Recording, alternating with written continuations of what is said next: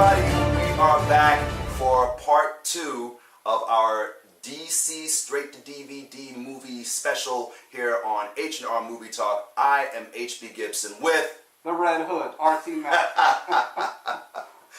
As you can tell, we're having so much fun doing this thing, and we're going to just pick up from where we left off. We were talking about the Judas Contract, which was the main film that we were talking about, how great it was. If you haven't seen the previous episode, please go back and check it. We're talking about the DC animated films, particularly the Judas Contract. But we're going to go back into the DC animated films where we left off with Superman, Batman, Apocalypse. Woo! Had to take that off because I was already sweating. He revealed his secret identity, ladies and gentlemen. I remember when I wore my helmet at Comic-Con last year. Yep. I actually had it on for 3 hours before I took it off because I couldn't really breathe. It was drenched in sweat. And I think I was Luke Cage on Marvel, I know. And I didn't even recognize. I didn't recognize his voice or anything like that. I was running into so many people. I said, it's me. I think I even said my name. Yeah. And he still didn't recognize me. I was like, Robert, yeah. I ran into so many Roberts today. So you know what? It's okay. As soon as he saw the tag on Facebook, on the photo, I was like, oh, okay, all right. RT Mac in the house. Yeah. But yes, Apocalypse. The direct sequel of Superman, Batman, Public Enemies. Brought back Tim Daly and Kevin Conroy. Yep. It had Summer Glau as Supergirl. Yes. And another of my favorites, Andre Braugher as Darkseid. And it was released in September 28th, 2010. Oh, we had another throwback to Superman the Animated Series in that movie. We had... Hold on, go back. We had... Where is... Oh, granny goodness. What was his name? Ed Asner. That's it. Asner. Oh, yeah. Ed Asner as Granny Goodness. Yes. He was... Oh, he is still great. Man, he's going to be great. Legendary for years to come. Oh, you know what? A lot of people give Andre Braugher a lot of flack when he did Darkseid. I thought he did great. He did fine. He sounded wonderful. I mean, sure, Michael Ironside will always be Darkseid to us. Right. Because no one could do it like him. But Andre Braugher, he's got the voice for it. Yeah, he did a fine job. I have no complaints about Braugher at all. And you know what? The final fight with Superman and Supergirl. Whew. Yeah. It was rough. That's a fight to see. Yeah, you have to see that. You have to see that. Make sure that you do check out Superman, Batman, Apocalypse. I think they've reached their climax of tension as far as fighting in the DC films with that particular release. Oh, All-Star Superman. All-Star Superman. Oh my God. Now, okay, this one I do have to make note that someone who was a part of the team, the animation team, from Batman the Animated Series to then the present, was a man who passed away, Dwayne Mcduffie. He was Dwayne Mcduffie, He was one of their writers. It mentions it right there. Dwayne Mcduffie, I believe, also was I think he was one of the heads of Milestone. I'm not sure about that, but I do know he created a superhero. Guess who that was? What was that? Static Shock. Yeah, he was one of that. Then that makes sense. He was one of the heads of Milestone DC. It was a subdivision of DC that dealt with superheroes of color. One of which was Static. There was another character called Hardware. There was also Icon and Rocket, and also the Blood Syndicate, of whom I had the pleasure of meeting someone who was involved with the Blood Syndicate, Mr. Ivan Velez. He was one of the writers, one of the artists on that comic book, so it was a pleasure to meet him. So yeah, Milestone DC was definitely a milestone. Yeah, and Dwayne Mcduffie, you know, he passed away young. He was only, like 49. Yeah. But an incredible life. He even wrote, I think he was one of the head writers for Ben 10. Yes, he was one of the head writers for Ben 10. He created Static Shock and wrote the episodes for it. He wrote a lot of the Justice League and Justice League Unlimited episodes, which is why the writing is so intelligent. Yes. Because he was an incredibly intelligent man. He had a very high IQ. Yeah. So when he did All-Star Superman, when you think about how he passed away after that movie was completed, right, and what you see in All-Star Superman, it kind of is very symbolic, because in All-Star Superman, Superman is dying. Right. You know, he's absorbed way too much solar radiation that even his body can't metabolize. That's right. And as his last final act, he saves the world once again. Yeah. And I really hope that someone can take all the things that Dwayne Mcduffie has started and just bring it back up. I mean, I would love to see an Icon and Rocket live action, even if it's only like a cameo. I would love to see that. I would love to see a Static Shock live action. Oh, yeah, man, that's a given. That's a given. I would love to see a Static Shock film. And you know what? I could see Michael B. Jordan playing Static. Oh yeah. I think he'd be great. Oh yeah, he would be great. He would be great. Because I know, look, whatever you think about the Fantastic Four movie that came last year, fine.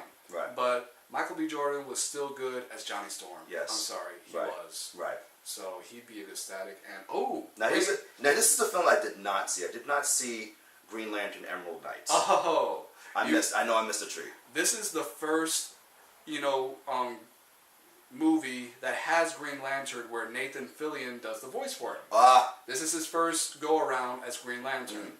And basically, this is just like Batman Gotham Knight. You have several stories mixed into one. Basically, what's going on is one of the original Guardians of Oa, who was banished because he turned evil, comes back, and he can kill lanterns like this. Wow. And what they do is they prepare for the inevitable fight because this guy's the size of a planet now. Yeah. He's the size of a planet. So basically, one of the new Green Lantern recruits, she gets told a little bit about the Green Lantern history. She gets told mostly by Hal Jordan. He tells them about how Kilowog, became the great Lantern he is. His backstory. One of the female Lanterns, her backstory, and how she's actually from royalty, but also a warrior race. He tells a story about Abin Sur, who Hal Jordan got his ring from. That's how he got his ring. But with the Abin Sur story, he actually has a glimpse of what Sinestro will eventually become. Because in Emerald Knights, Sinestro is still part of the Corps. Yeah. But Abin Sur, saw a premonition, which he found hard to believe that Sinestro, his best friend, was going to turn evil. Right. But, yeah, basically, you actually also hear the story of the largest Green Lantern, called, I think, Moga, or Mogu. Mogu. You know why he's the largest Green Lantern? What? Because he is an actual planet. An actual living planet is also a Green Lantern. Lets you know how much I do not know my Green Lantern history. Wow. Trust me.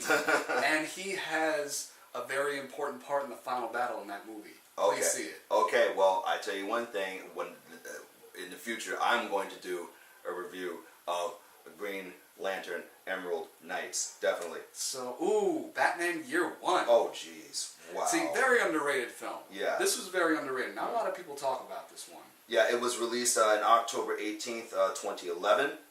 And it was based on the Frank Miller story, Batman Year One. Oh, yeah. And Frank Miller is one of the greatest comic book writers of all time. Yeah, he was great. It features the voice talents of Benjamin McKenzie as Batman. Bryan Cranston as Lieutenant James Gordon. And Eliza Dushku as Selena Kyle, a.k.a. Catwoman. And you know what? Actually, if you get the DVD of Year One, there's like a special feature where they have a little mini episode featuring Catwoman alone. Because they are known for doing those little mini episodes. Yeah. On the special edition. I like the one on Spectre. If anybody's ever seen the one on Spectre, that was fabulous. We will get to that. We will get to that because, trust me, we'll get to that. Okay, Justice League Doom. Yeah. This is a direct sequel to Crisis on Two Earths. Yes. And it is also the final script that Dwayne Mcduffie had completed. Yeah, exactly. And it was released on February 28th, 2012, and the film was dedicated, in fact, to the memory of McDuffie. Yeah, and it has the birth of the Legion of Doom, which we all remember from the old Super Friends and cartoon show, but also. Meanwhile, at the Legion of Doom. Yes, and here's the crazy thing though: we had Tim Daly again as Superman, Kevin Conroy as Batman. We had as Wonder Woman. Where is Susan Eisenberg? That's Susan it. Eisenberg is From Justice League, and Michael Rosenbaum as the Flash from Justice League. Yeah. Like, we basically had a whole DC Universe reunion. Yeah. And Carl Lumbly as Martian Manhunter. Yes. Martian Manhunter, a very, very important. A lot of people skip on Martian Manhunter, but I'm glad that DC brings Martian Manhunter like really, really hard and strong these days, man. And Carl Lumbly's a really great voice actor. He's fantastic. And we had Nathan Fillion again as Green Lantern. Mm-hmm. So, Superman versus the Elite. Now, the Elite got on my nerves, but you know what really got on my nerves? What? The way Superman was drawn in that film. He Yeah. had way too big a head. He had a really huge head. But you know what? They brought back George Newbern as Superman, who voiced him in the Justice League series. Yeah, this film was released June 12th in 2012. And you know what? They brought back David Kaufman as Jimmy Olsen from the animated series. Oh yeah, and we also have let's see, who do we have here? Tara Strong as young Vera Black. And Tara Strong, you know what? We gotta dedicate an episode to her because she is one of the most prolific voice actors ever. Mm-hmm. She can do boys and girl voices. Oh. Okay, now here we go. Batman, The Dark Knight. The Dark Knight Returns. And they had to stretch this into 2 movies. They had to. Because I love how they were able to add the future Batman, the older Batman, with the Katie Carey Robin. Yeah. Oh, what was it? Carrie Kelly? Carrie Kelly.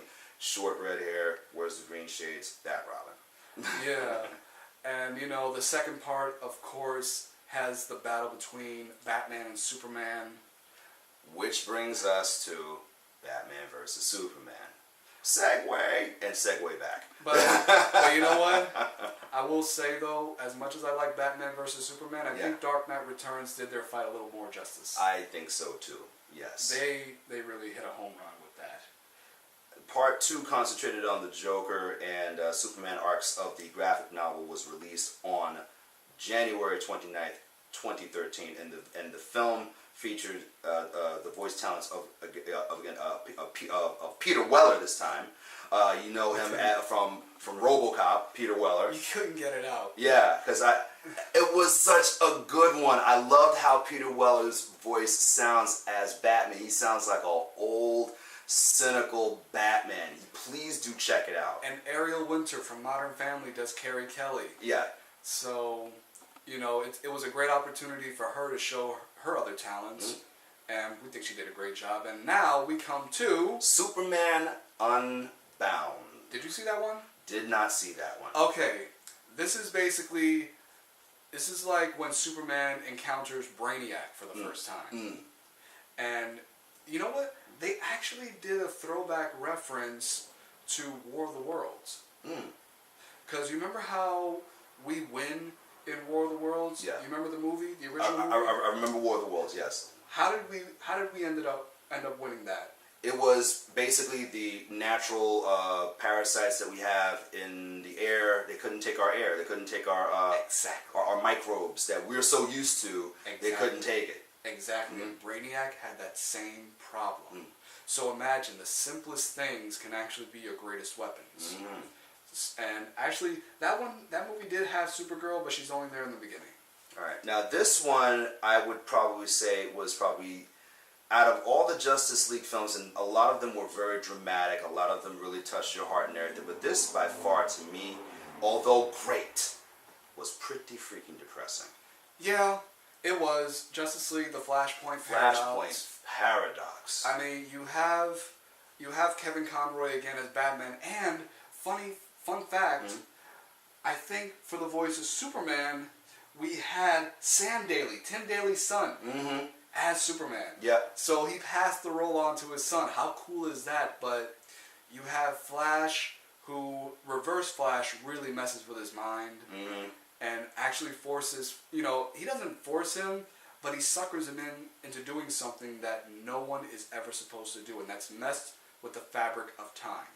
And we also got to see the Thomas Wayne Batman, Yeah. And where it was Bruce Wayne and that was killed rather than he was killed, and which incidentally, if I could segue to cosplay for a second, is actually a very popular cosplayed Batman, as a matter of fact. Because he's more aggressive than Bruce Wayne. Right. And Martha Wayne. What she became in that alternate universe. That was a hurt. That was Wow. hurtful. That was hurtful. That was. Yeah. What happened? No. But Watch yes. it. Even worse though. What happens to Superman in that alternate universe? Remind me. I really don't want to say anything messed up on camera, but just think. I gotta say it. He looked like a Holocaust survivor. I'm sorry. Watch that movie. Wow. You will see what I mean. Wow. I didn't want to go that dark. Wow. But that's the best way I've ever been able to describe it. Yeah, and I mean, and that's not taking anything away from the history of the Holocaust. We're not trying to Not at all. Not trying to be anti-Semitic or racist or anything like No. that. But that's how rough the level of The way he was drawn. The way yeah. It was He tough to looked- watch. Yeah, it's very hard. But you know what? I don't know how much time we're taking. We're gonna go into a part 3. Well, yeah. The way I see it. Because we have a bunch still left to go. Yeah, so we will be right back. Do not go anywhere. We will be right back with H&R Movie Talk. Episode 3, the DC animated films. Which, by my count, is now episode, I think, 11? I believe. All together? Yeah. Yeah, wow, we're banging them out. I love doing these back-to-back shows. Yeah. We got a lot to talk about. True. So see you in a bit.